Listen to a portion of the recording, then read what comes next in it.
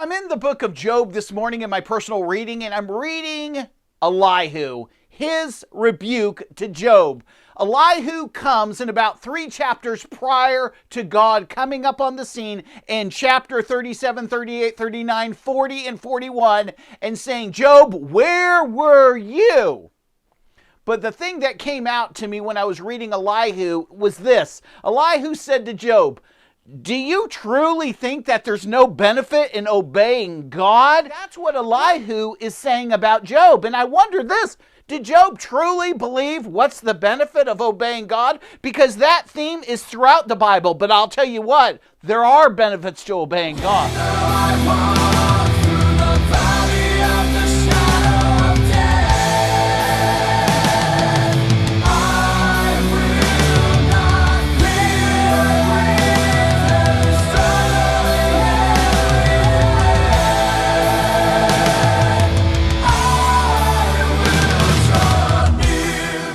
Guys, I'm in a great mood, and you're like, Matt, why are you in a great mood? It's my birthday weekend, and that means I get cake. I'm on a diet, but I can still eat cake. I want to give a shout out to Gina sending me this beautiful card with an eagle.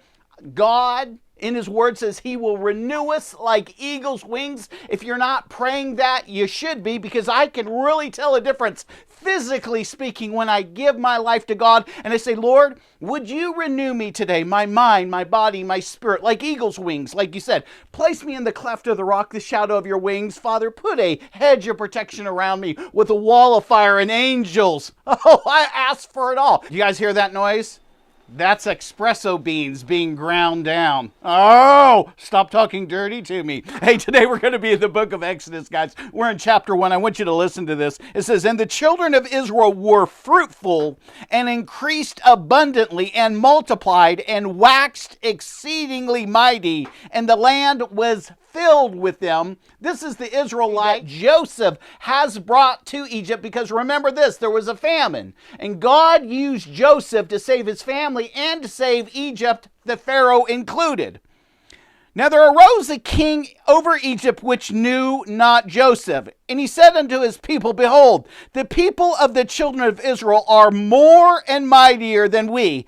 Come on, let us deal wisely with them, lest they multiply, and it come to pass that when there falleth out a war, that they join our enemies and fight against us, and we lose the land. So this Pharaoh is looking at all of the Israelites. I sound like a cow when I do that. So Pharaoh is panicking. He doesn't know what to do. Regardless of all the schemes and tactics that Pharaoh has tried to initiate over the land, he can't regulate it. It's too big. God's people are too mighty. So he has this idea. In verse 15, the king of Egypt spoke to the Hebrew midwives, of which the name was Sapphira and Punah.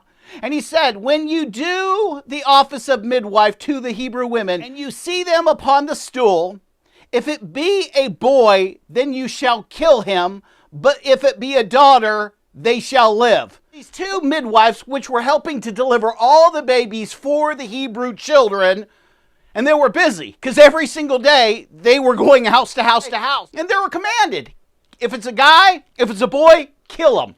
Literally kill him.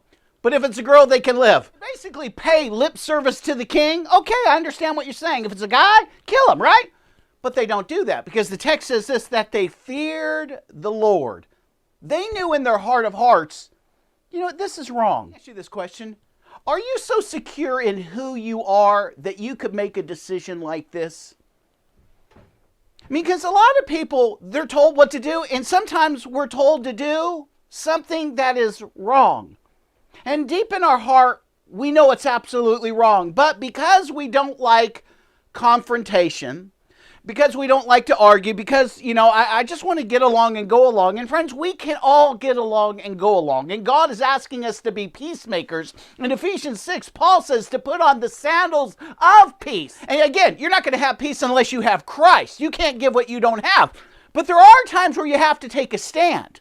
You literally do, because someone's going to come along in your life and they're going to ask you to do something that you know to be wrong, morally wrong, spiritually wrong. It just doesn't sit right with you. You have a check in your spirit. Are you strong enough in the Lord? And if not, why not? And if not, why don't you pray to God and say, God, make me a pillar of righteousness.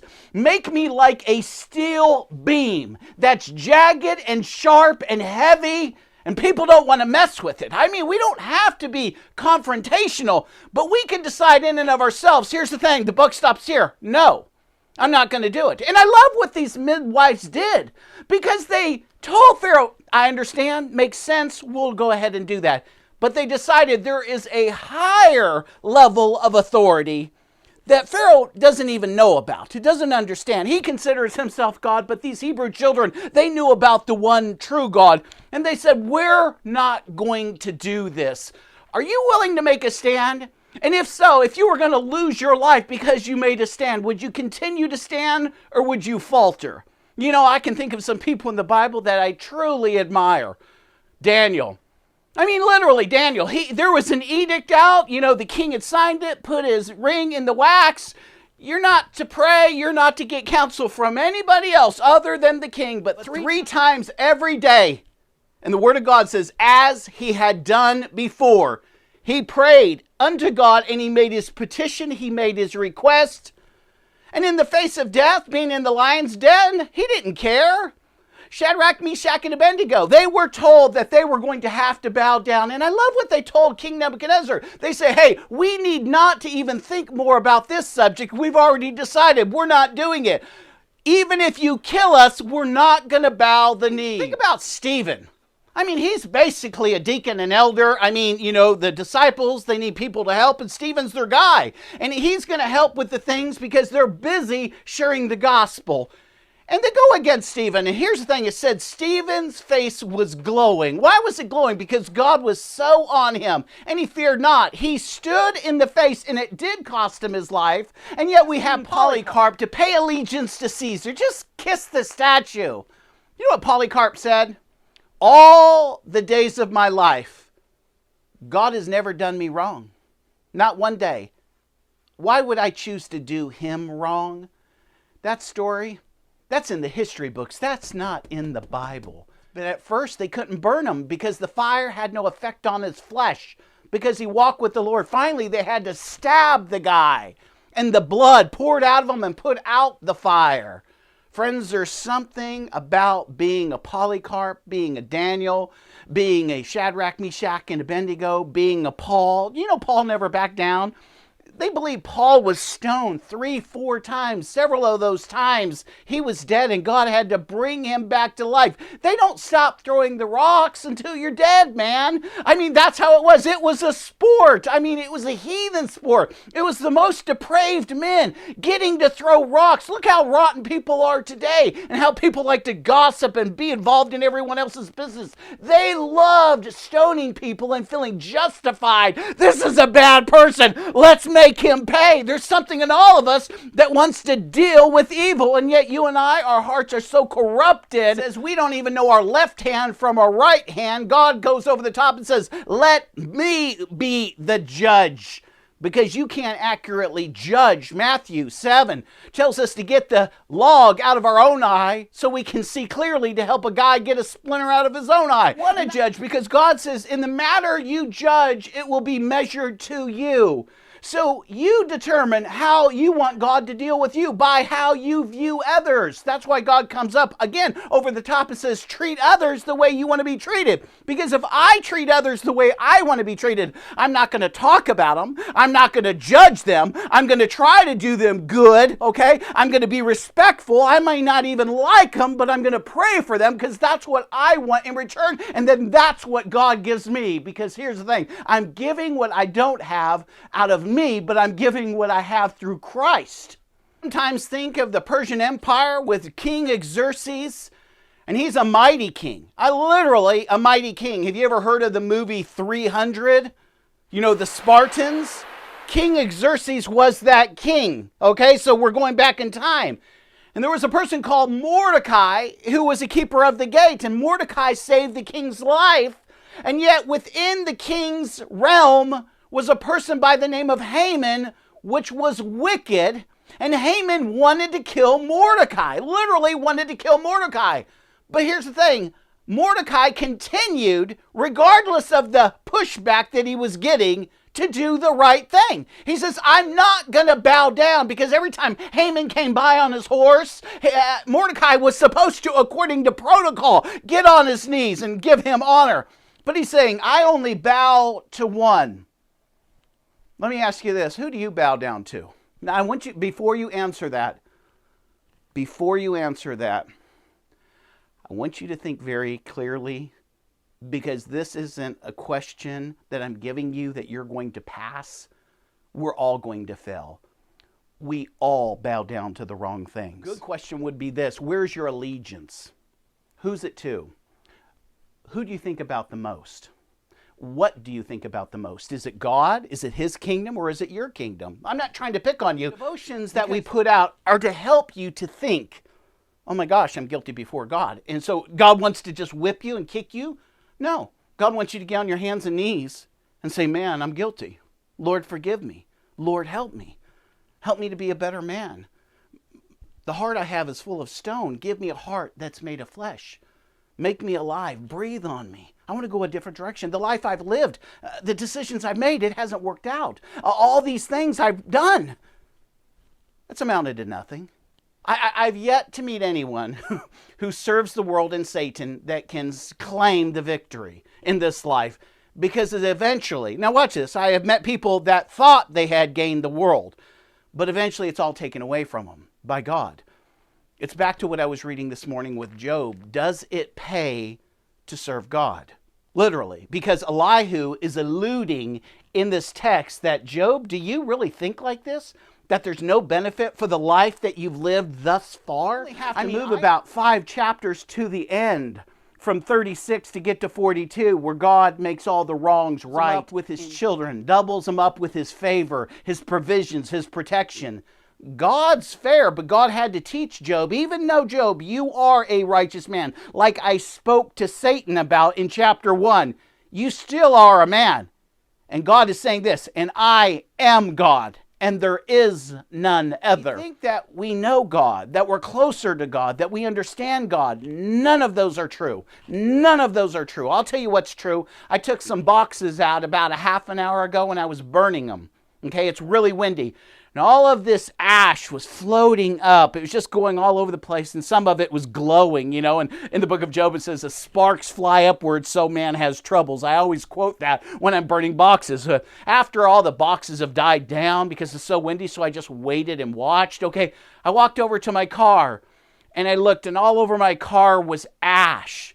And I just kind of was knocking the ash off of the car. Friends, realize this, we return to dust.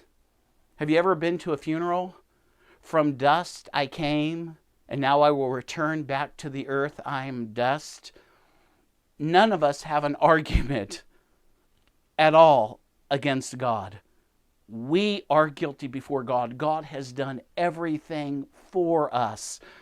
We can't be too high-minded to think that we're anything in this world other than dust. And yet God breathed life into the dry bones in Ezekiel and made that which was dead alive. There is a sweet place where you need to stay with the Lord. It's not over here where you think you know everything. And it's not over here where you're stupid as a box of rocks and you continue to sin against God, okay, and lean on His mercy, grace, and long-suffering.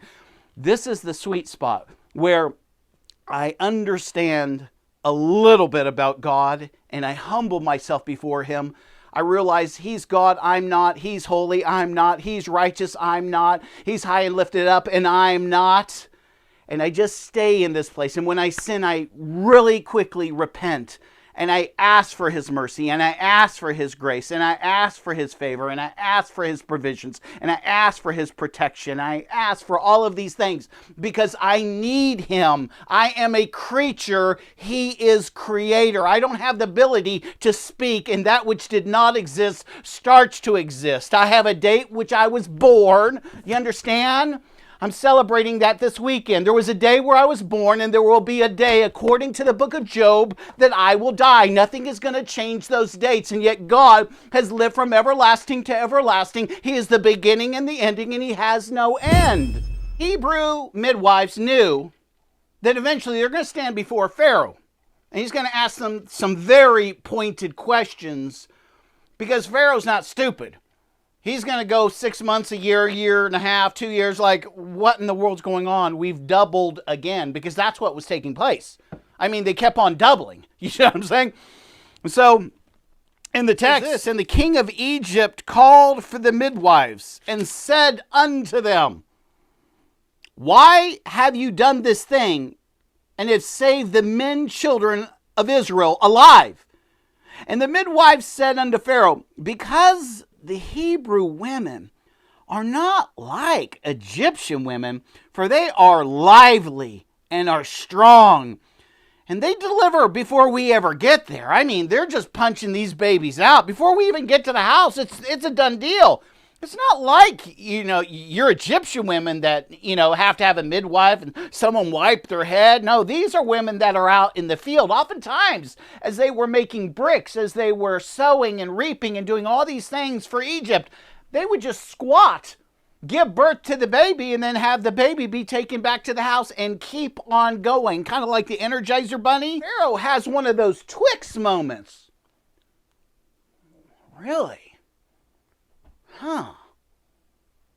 So what takes place? I want you to hear this. I want you to memorize these two verses for me. Listen to this. Therefore God dwelt well with the midwives, and the people multiplied and waxed very mighty. And it came to pass, because the midwives feared God, that he blessed their houses. Friends, people don't understand the blessings of God. They truly don't understand it this day. We're trying to bless ourselves. We don't understand the favor of God. The favor of God is like Niagara Falls before they started stopping the water, and regulating the water. You used to go to Niagara Falls, and the reason I know this is because my wife lived very close to Niagara Falls. And in the morning, she would go over to Canada, and she would eat at the Butterbox Inn. I think I'm pronouncing it correctly. And they had the best milk and the best ham and the best bacon, and everything was fresh. It was just like right there on a farm. And she would eat with her family, and sometimes they would go visit Niagara Falls.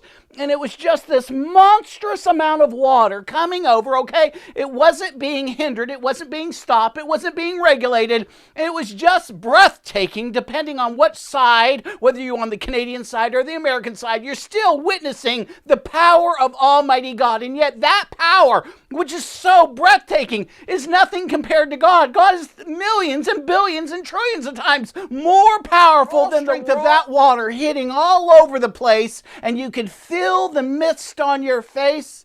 Friends, we don't understand the favor of God. When God speaks something over your life, you are never the same. And back to Elihu and back to Job, it does benefit to hearken unto God. It does benefit to live a life that is pleasing to the Lord and to do the right thing, even though the wrong thing may seem like the way yet you want to go. And it may be, hey, I'm going to be able to get along with my boss. I'm not going to be hindered. Everyone else is doing this. No, do what God does. You want to take the road that's less traveled, because that's where God is on that road.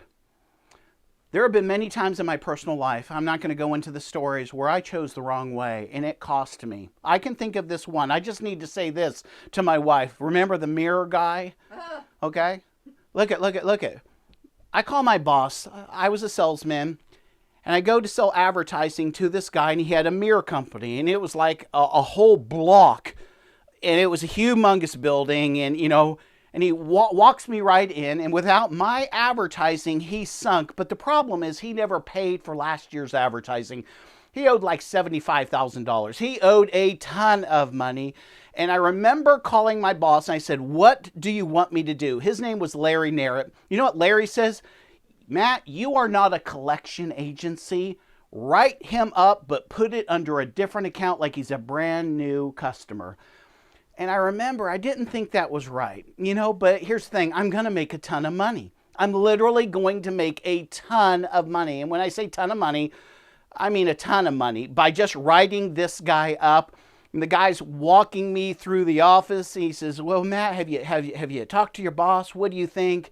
He says, I tell you what, and this is what he said too. He handed me a wad full of cash in my hand. He says, I know you're not making hardly anything. This is for you. I want you just to take out your wife and have a couple hundred. And here's the thing. See all these mirrors? You can have any of these mirrors you want. And I was like, really? And so there was this ginormous Snoopy mirror that was in the shape of Snoopy with all these different pieces. And it was like hundreds and hundreds of dollars. And I says, I can have that? He goes, sure you can. I mean, but I do need you to write me up, okay? And so I was like, okay. But before I did, I said, let me get some paperwork out of the car, okay? Because I have to write this up as a new account. Is that okay? He says, whatever, man. That's great. I make a phone call. I call my wife. My wife literally said, don't do that. You see what I'm saying? This is wrong. What you're doing is wrong. You work for this company, okay? You are misrepresenting this company. And I said this, well, yeah, but my boss says write them up as new. You see what I'm saying? I'm not a collection agent. See what? So I had, what did I have? I had justification. You know the midwives had justification too? The king told us to do this. Friends, sometimes we can listen to the wrong people and they will destroy us. Make sure that who you're listening to is getting you closer to God. That's all I'm saying. I want you to get close to God. If when I get around people, if they're not bringing me closer to God, I don't want to judge them, but I don't want to be around them. Do you know what I mean? I don't want a lot of associations with people who aren't like-minded. Again, I'm not throwing rocks at them. I'm not judging them. I want people that are going to ask me, Matt, where were you in the Bible this morning? Matt, what do you need me to pray for about in your life? I mean, those are the people I want to be around. People that are generous, okay, who are kind, who are loving, who accept me, you know, and not accept my sin, meaning if they see it, they call me out on it. Those are the people I want to be around. And you should be around those types of people too, because they make you a better man or a better woman. So I write the guy up. I did. I wrote the guy up, you know what I'm saying? And I made a ton of money. And I had a Snoopy mirror in my pockets. Oh my gosh, you know, he put a big wad of hundreds in my hand. And I told my friend, you know, he was a Christian, hey, lunch is on me. We're going to Schmidt and McCormick. It is a very expensive restaurant. Every day they print a brand new menu. And I said, meet me at Schmidt and McCormick. His name was Bryant Rader, by the way. And he says, are you kidding? I go, no, I had a great day and it's only getting better. I couldn't lose with a losing machine. And this is what I said, the favor of the Lord is upon me. Oh my gosh. Sometimes we sin and we're in the devil's camp and we attribute our success to God. Well, it's going to be a success how it ends. Why? Because I'll tell you. So as I'm sitting there eating, I tell Bryant Rader the story. You know what Bryant says? 2 checks. When the waitress comes up. And I said, Bryant, it's on me. He goes, no. What you have in your pocket is blood money. You sold your soul. You can't do that, Matt. It's going to bite you. This is the end of your career at this company. You watch. And it was only a certain amount of time where I started watching the favor of God leave my life. And we were at the Pearl Inn, which is in Zion National Park, and we were at this very bougie hotel.